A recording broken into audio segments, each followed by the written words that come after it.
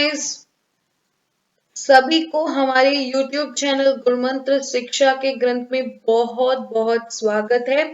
और मैं हूं आपकी एजुकेटर सरन्या। और आज हम प्रैक्टिस सेशन में हैं, जहां सेल सिग्नलिंग के कॉन्सेप्ट्स के ऊपर हम प्रैक्टिस करेंगे। ठीक है, so practice session on cell signalling. Okay, तो total marks for this session is 30। हर क्वेश्चन के लिए 2 मार्क्स होंगे। अगर आपने उस क्वेश्चन को गलत कर दिया तो -1। Keep your pen and notebook ready. Pen और नोटबुक रेडी रखिएगा, क्योंकि उसमें आप अपना ऑप्शंस लिख सकते हैं। फिर अगर आपका आंसर करेक्ट है तो टिक मार्क डाल दीजिएगा, रॉन्ग है तो क्रॉस। उसके बगल में आप लिख सकते हो कि कितने मार्क्स आपने स्कोर किया है, ताकि टोटलिंग में आसान रहे। ठीक है, हर क्वेश्चन के लिए आपको मिलेगा 1 मिनट। हॉनेस्ट रहिएगा अपने आप के साथ। Okay, be honest with your self. Finally जब टेस्ट खत्म हो जाएगा, अपने स्कोर्स को टोटल कर दीजिएगा और कमेंट बॉक्स में पुट कर दीजिएगा। ओके, तो give it your best shot guys. All the very best for the practice session. I hope आप लोगों ने कॉन्सेप्ट्स को रिवाइज करके ही आए होंगे, ताकि प्रैक्टिस सेशन में आप अच्छे मार्क्स स्कोर कर सके। ओके, हर क्वेश्चन के बाद अपने आप को मार्क्स दे दीजिएगा। If your answer is correct, 2 marks. अगर गलत है तो -1। Okay, let's see the first question.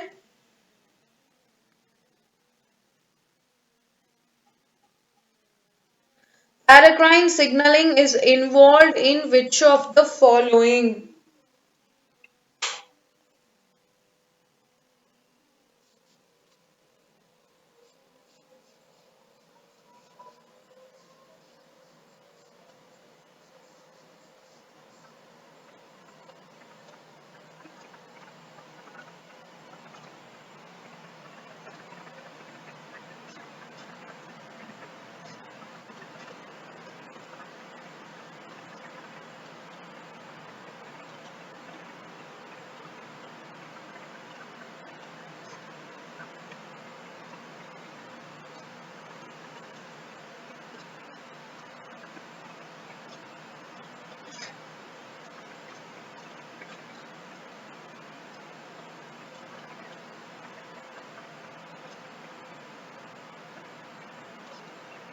Okay, so paracrine signaling is involved in which of the following? आपका correct answer है option B.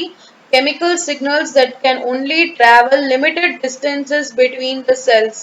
So B is the correct option. ठीक है, अगर आपका आंसर करेक्ट है तो गिव योरसेल्फ 2 मार्क्स। अगर गलत है तो -1 दे दीजिएगा। Okay, so B is the correct answer. Next question.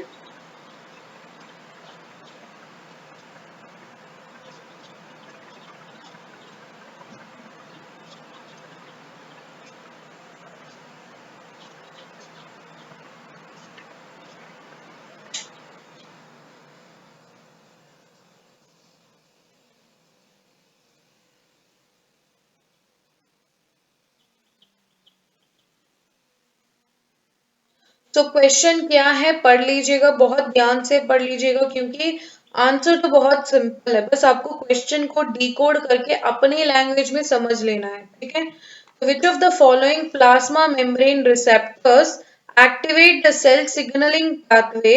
Okay, usually by forming molecular dimers that result in protein phosphorylation reaction upon binding of their specific ligand.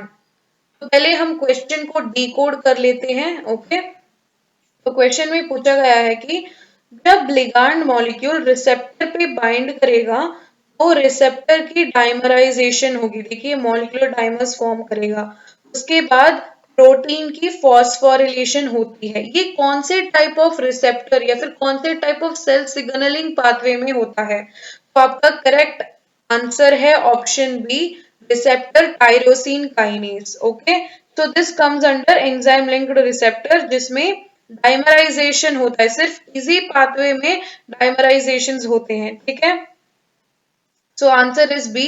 Next question.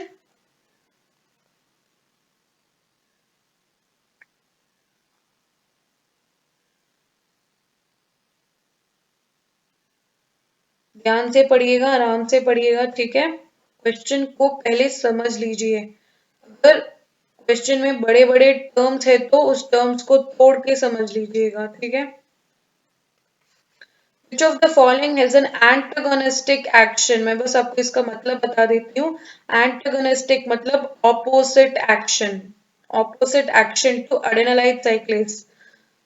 तो आपको ये पता होना चाहिए कि adenylate cyclase क्या करता है और इसमें से कौन से मॉलिक्यूल adenylate cyclase का काम का ऑपोजिट काम करता है।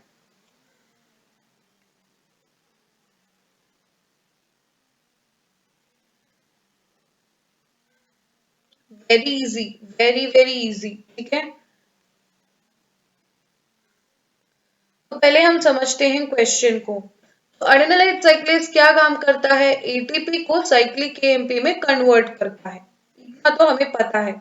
एंटागोनिस्टिक पूछ रहे हैं, एंटागोनिस्टिक मतलब ऑपोजिट, ये भी मैंने आपको बता दिया। तो इसमें से कौन से मॉलिक्यूल्स इन्वॉल्व है एडेनोलाइट साइक्लेज का काम का उल्टा काम करना?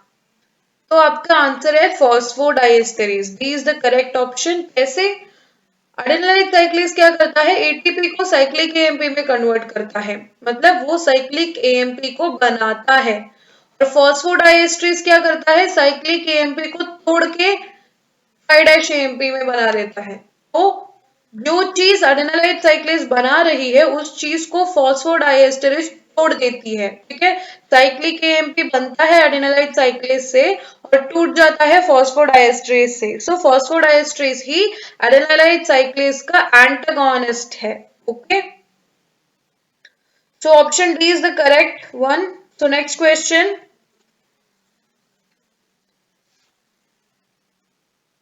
ध्यान से पढ़िएगा। They are asking you not, ठीक है, not. Which of the following signal molecule is not used for extracellular signaling? Keyword तो extracellular signaling है, ओके।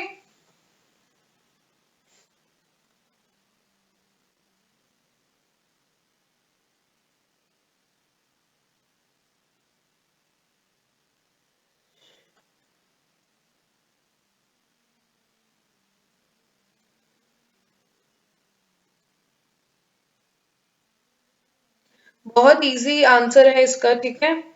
एक्स्ट्रा सेलुलर में, एक्स्ट्रा सेलुलर सिग्नलिंग में कौन से मॉलिक्यूल इन्वॉल्व नहीं होते? इसमें से इन चार ऑप्शंस में से एक्स्ट्रा सेलुलर सिग्नलिंग मतलब सेल के बाहर वाले सिग्नलिंग में कौन से मॉलिक्यूल्स इन्वॉल्व नहीं होते? मैंने तो ऑलमोस्ट आंसर ही बता दिया आपको। तो करेक्ट आंसर है ऑप्शन डी, साइक्लिक एएमपी, जो कि इंट्रासेल्युलर सिग्नलिंग में सेकेंडरी मैसेंजर की तरह काम करता है, ओके। सो नेक्स्ट क्वेश्चन, यहाँ आपको चार स्टेटमेंट्स दिया गया है, उसको आपको अरेंज करना है in the correct sequence for extra cellular signalling. Extra cellular signalling की सीक्वेंस को करेक्ट ऑर्डर में बताना है और उसको इस ऑप्शंस यहाँ दिए हुए हैं ना आपको, option A B C D, उसके साथ कंपेयर करके करेक्ट आंसर निकालना है, ओके। बहुत इजी है, इससे इजी क्वेश्चन तो आपको मिलेगा ही नहीं। दिखता बड़ा है, क्वेश्चन दिखता बहुत बड़ा है, मगर सॉल्व करना तो चुटकी का काम है।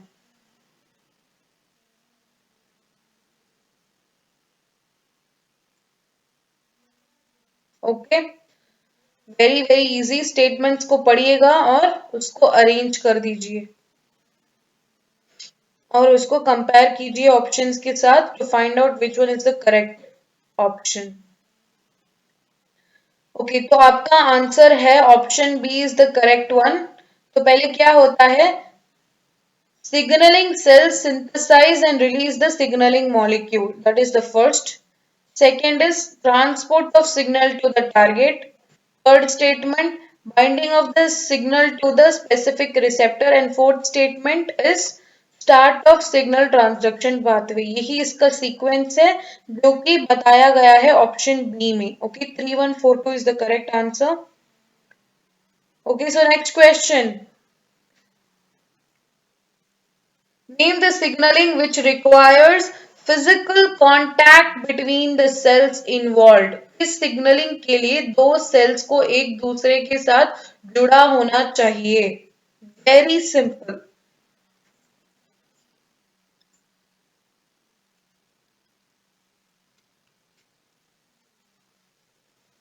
बहुत इजी है।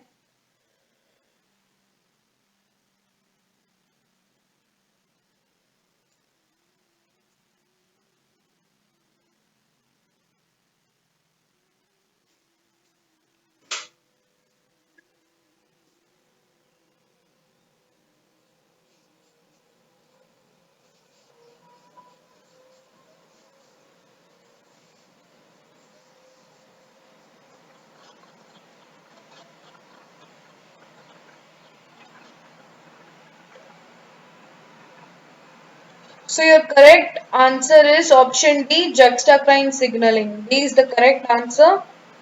If your answer is correct, खुद को 2 मार्क्स दे दीजिएगा, अगर गलत हो गया है तो -1। Next question. और अगर आप अपने आप को मार्क्स दे रहे हैं तो हॉनेस्टली देना, ठीक है, क्योंकि ये आपका सेल्फ असेसमेंट है। हॉनेस्ट रहना बहुत बहुत इंपॉर्टेंट है। Okay. Name the largest family of cell surface receptor. Cell surface receptor के लार्जेस्ट फैमिली कौन सा है, बड़ा फैमिली किसका है?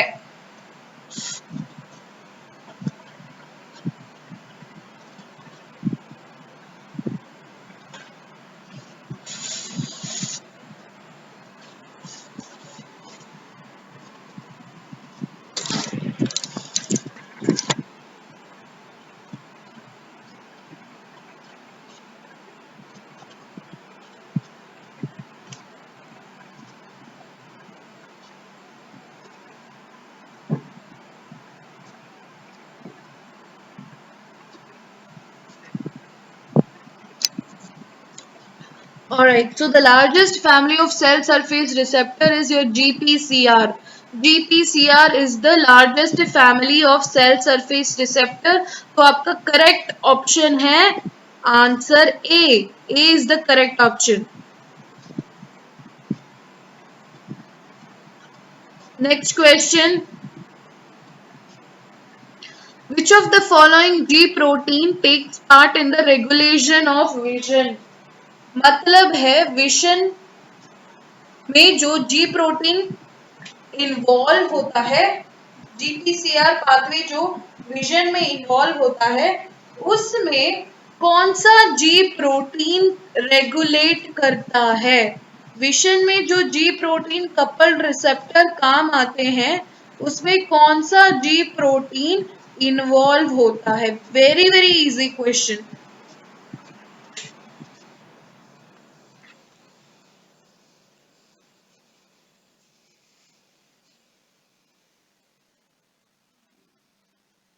सोचने की भी जरूरत नहीं है।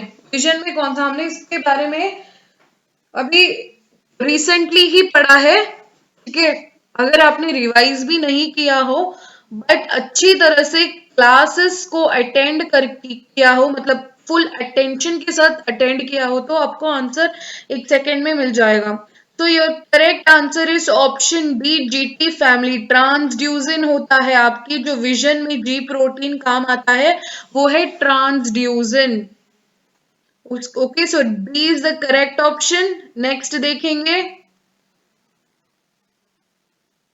Name the family of monomeric G protein which regulates the growth of the cell. ठीक है, मोनोमेरिक जी प्रोटीन सिर्फ हमने एक ही एक देखा था, एक ही एक देखा था मोनोमेरिक जी प्रोटीन। आपको ऑफ कोर्स याद होगा, तो करेक्ट आंसर बताइएगा। आई होप जितने भी क्वेश्चंस अभी तक हमने देखे हैं उसके लिए आप अपने आप को स्कोर कर रहे हैं।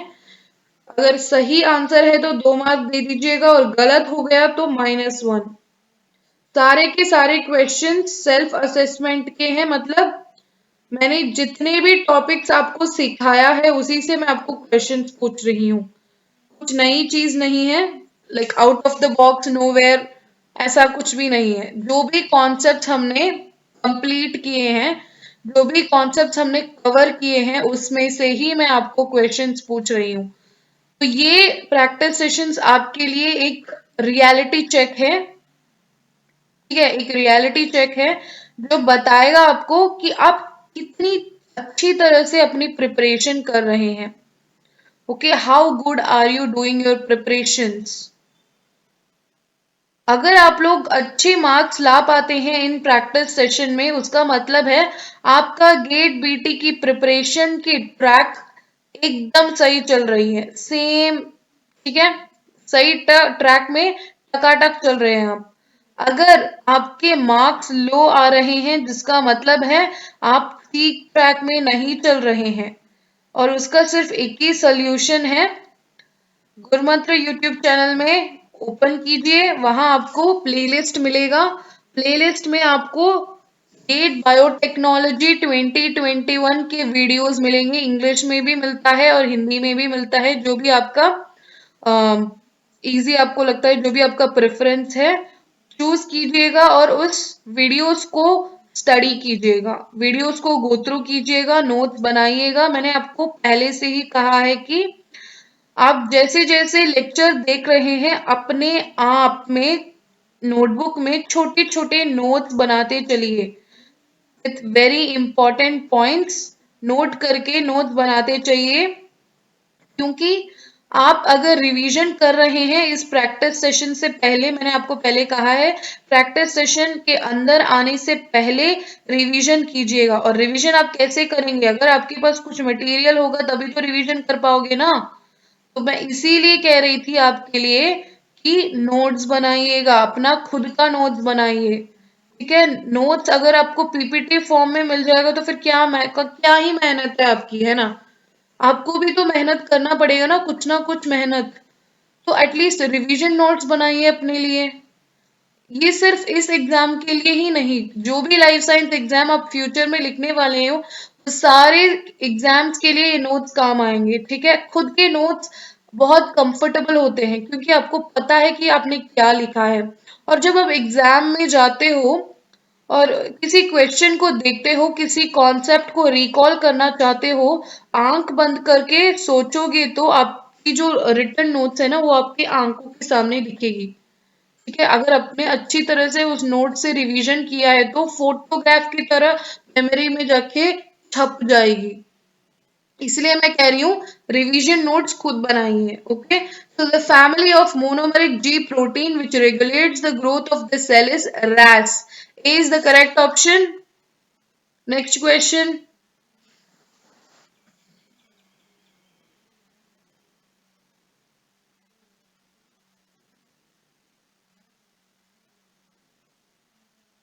In which type of cell signaling the cell expresses the messenger molecule also has receptor for it. मतलब जो सेल लिगांड को बना रहा है, उसके पास ही उस लिगांड के लिए रिसेप्टर होता है, ठीक है। तो कौन सा टाइप ऑफ सिग्नलिंग है ये, आपको बस बताना है कौन सा टाइप का सिग्नलिंग है जिसमें रिसेप्टर भी उसके पास है और लिगांड भी वही सेल प्रोड्यूस करता है।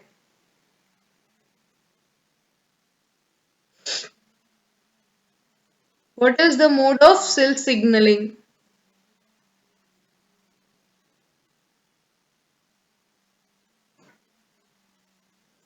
So the correct answer is option A, autocrine ही आपका करेक्ट आंसर है।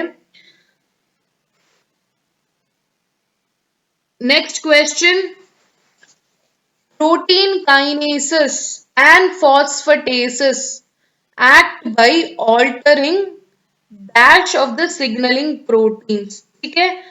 आपके पास सिग्नलिंग प्रोटीन्स है तो काइनेसिस क्या करता है, उस प्रोटीन में फॉस्फेट ग्रुप ऐड कर देता है, वही है काइनेस का काम, that is called as phosphorylation.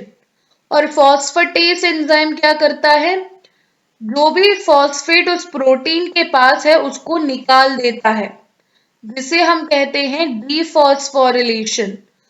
तो अगर एक प्रोटीन के ऊपर हम ये फॉस्फोरिलेशन और डीफॉस्फोरिलेशन करते हैं तो उस प्रोटीन में क्या चेंजेस आता है,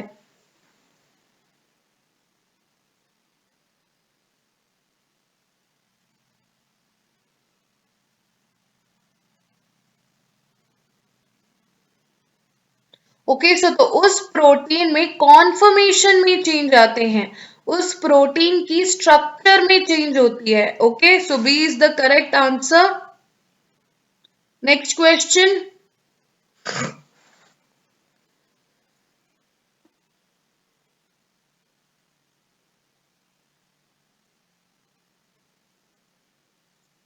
which of the following residues of protein the protein kinases do not add phosphate group। इस क्वेश्चन में ये पूछा गया है कि कौन से अमीनो एसिड है वो जिस पे फॉस्फेट ग्रुप ऐड नहीं होता बाय प्रोटीन काइनेज कौन से अमीनो एसिड को फॉस्फोरिलेट नहीं कर सकता। ठीक है, यही आपसे पूछा गया है और 4 ऑप्शंस दिए गए हैं। मैंने इस कॉन्सेप्ट को आपको अच्छी तरह से पढ़ाया हुआ है और जब मैंने पढ़ाया था आपको ये भी बताया था कि ऐसे क्वेश्चंस आ चुके हैं पहले। ओके, उसका एक एग्जाम्पल ही है ये।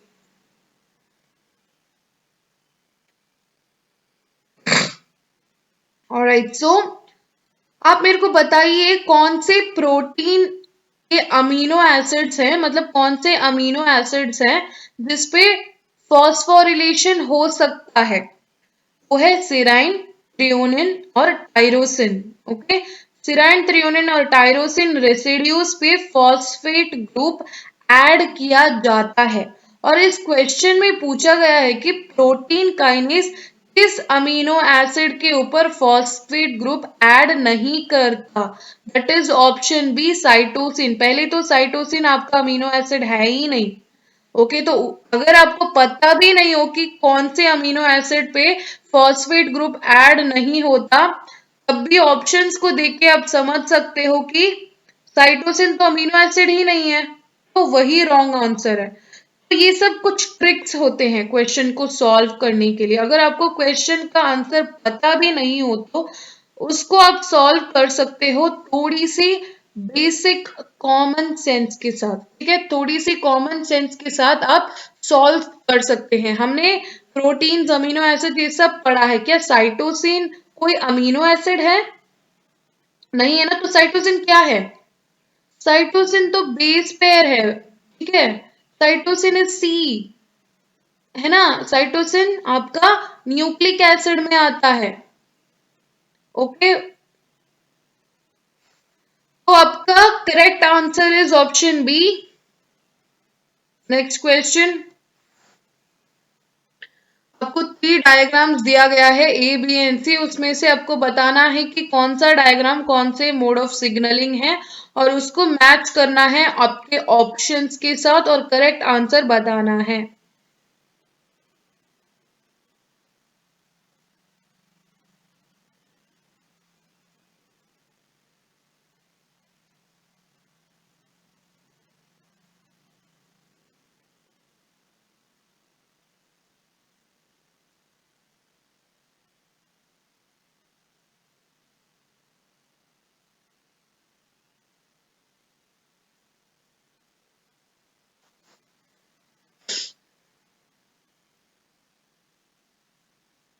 बहुत इजी है ये सब। ये सारी कॉन्सेप्ट हमने बहुत डेप्थ में पढ़ा था जब लेक्चर्स में मैंने आपको सिखाया था, बहुत डेप्थ में पढ़ा था हमने। ठीक है, इसको आंसर आपको फटाफट कर देना चाहिए। ओके सो आपका करेक्ट ऑप्शन है ए, ऑटोक्राइन, पैराक्राइन और endocrine. Okay so A is your correct answer. Next question, ये तो बहुत ही इजी क्वेश्चन है, चुटकियों में इसका आंसर बन जाना चाहिए। G protein coupled receptors contains कितने ट्रांसमेम्ब्रेन अल्फा हेलिसेस? आपके लिए तो 1 मिनट की जरूरत नहीं पड़ेगी इस क्वेश्चन के लिए। 1 मिनट तो बहुत है, आप इसको इतना जल्दी से आंसर करके चिल कर सकते हो 1 मिनट के लिए।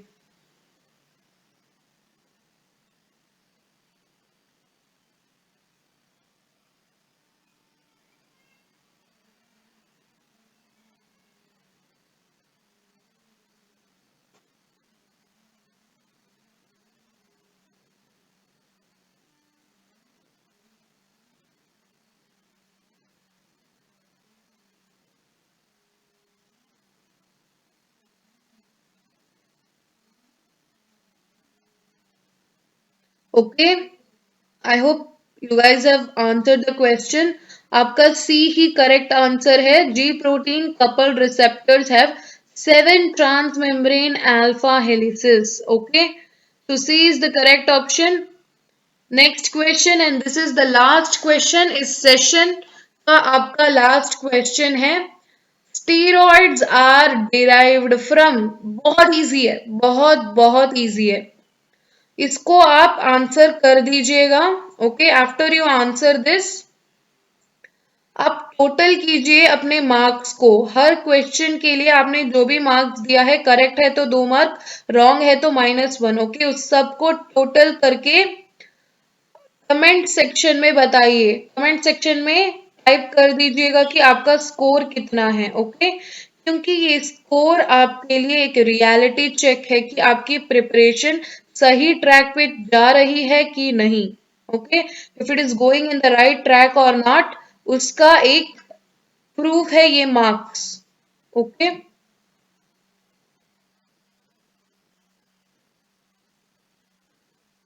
so steroids are derived from, answer आपका करेक्ट है B, cholesterol is the correct answer. ठीक है, तो अगर आपके अच्छे मार्क्स आए हैं इसका मतलब है आपकी प्रिपरेशन अच्छी चल रही है। अगर मार्क्स थोड़े कम आए हैं तो डोंट वरी, अभी it's not too late. Okay, too late तो अभी हुआ नहीं है, मगर आपके मार्क्स कम है तो मतलब है आपको हार्ड वर्क करना है। तो रियलिटी चेक है, हार्ड वर्क करना शुरू कर दीजिएगा। सारे वीडियोस को देख लीजिएगा क्योंकि हमने आपके लिए अच्छी तरह से स्ट्रेटेजिकली प्लान किया है कि कब कब कौन से कॉन्सेप्ट्स पढ़ाएंगे। सारा का सारा स्ट्रेटेजिकली हमने सारा काम आपके लिए कर दिया है। सिर्फ आपका एक ही काम है, वीडियोस को देखना, अपने लिए खुद का नोट्स बनाना, मतलब रिवीजन नोट्स, वो भी ठीक है, रिवीजन नोट्स, उसको देख के रिवीजन करना और प्रैक्टिस करना।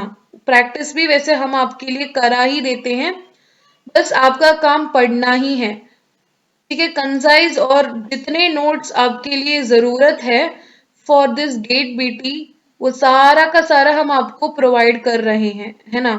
सारा का सारा हम आपको प्रोवाइड कर रहे हैं, बस आपको पढ़ाई करनी है। सब कुछ आपको मिल रहा है, सिर्फ आपको पढ़ाई करनी है।